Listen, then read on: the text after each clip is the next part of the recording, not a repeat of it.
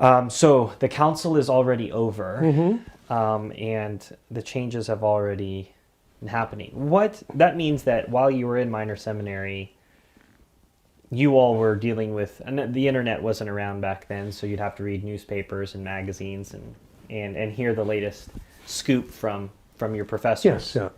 and teachers. What was the general feeling about what was going on at the council? Well, the impression I got certainly was that the wheels were starting to fall off everything, because very soon you would start to hear, very soon in high school, I'd start to hear about different liturgical abuses, priests fooling around with the Mass, celebrating Mass in a very irreverent way, priests running off and getting married, priests denying different Catholic doctrines, different Catholic teachings. So I was a follower of the news. The news always interested me, and so I would read the different religious publications and papers in the secular press, and you'd hear all of these disturbing things. And it seems that things were not going well. And you had some of the professors who, were very much in favor of these. I remember in freshman year of high school arguing over some aspects of the changes with my religion professor, Father Anthony Dorn. And he had sort of open line Friday, we would call it now, when you could bring up different issues and different questions and debate it back and forth with him. And I remember all the time having arguments with him about the different changes. I can't imagine you having arguments with anybody. No, I know it's much less at 16 or 17. Certainly not. No, I'm a real marshmallow. And were his responses satisfying to you and to your classmates? No, well, to my classmates, some of my classmates, of course, but certainly not to me. Because you started to see the changes in the discipline and the worship and everything, and everything started to seem to go downhill. That was you started to see that virtually right away.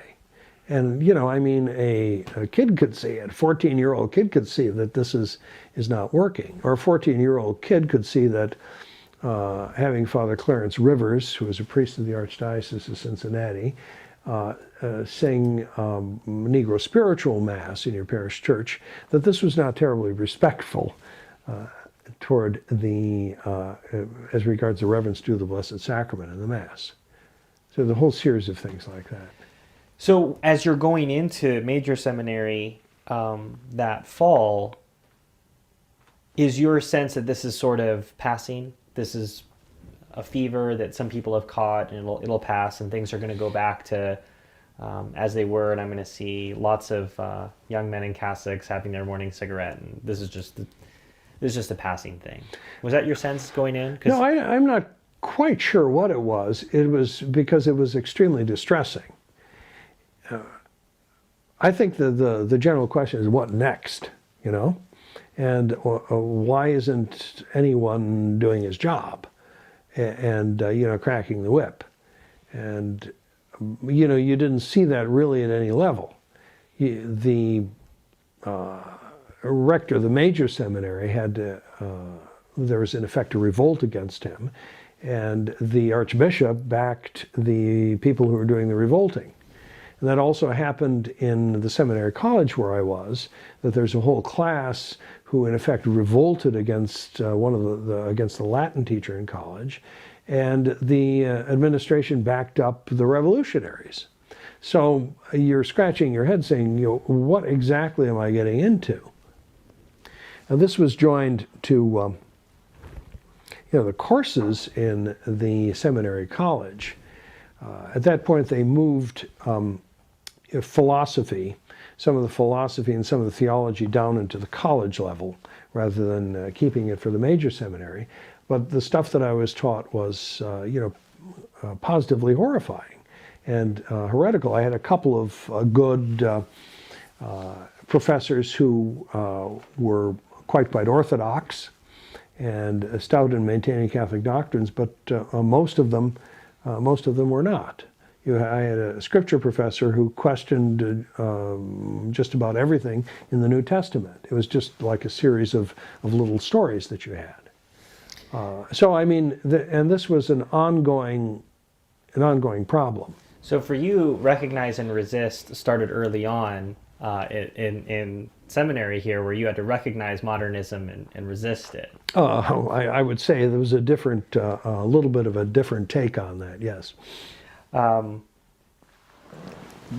As I found in my own early exploration of a possible vocation, you always find a coterie, or at least a group of friends who think like you do. Mm-hmm. And I'm sure some of them came along from the minor seminary along with you to Mm-hmm. the major seminary. Or I guess I'm thinking further down the road, if you're still in touch with anybody from the old days in this way. But secondly, what were you thinking? I'm thinking in terms of someone like Father Oswald had told me, as they were going through seminary, there was a group of them that they were going to wear cassocks. Mm-hmm. And as soon as, ordination was over, they'd be out in cassocks and you couldn't stop them. You'd already laid Sure, hands yeah. on. So as you're going through this process, did you find like minds, and did you guys stick together? And I think that all of the you found that phenomenon in all of the seminaries that were going through these changes. It was certainly the case in Milwaukee that there's a small coterie of conservatives who were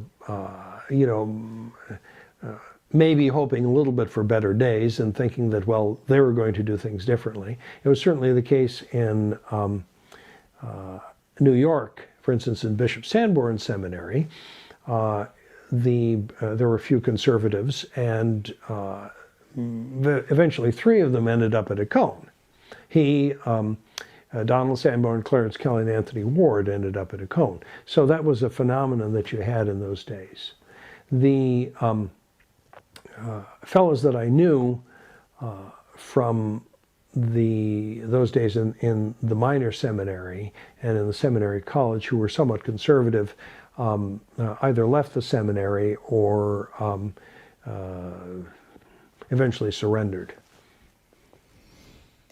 well, surrendering aside, you made it through minor seminary and major seminary as well.